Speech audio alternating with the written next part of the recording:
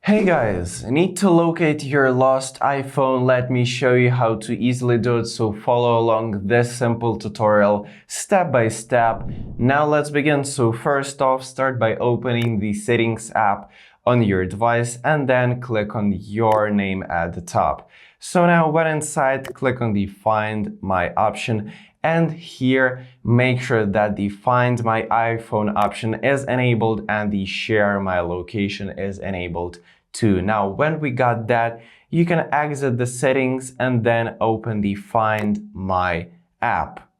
Now when inside, you will be taken to your account, and here you can go to the devices at the bottom center closer to the left. So here you can manage all of your devices binded to your Apple ID account. And as you can see, all of the devices' locations are pretty much displayed on the map, and if you have lost a device, just click on it from the list and then scroll down a bit, click on the Lost Mode option and complete the process of enabling the Lost Mode.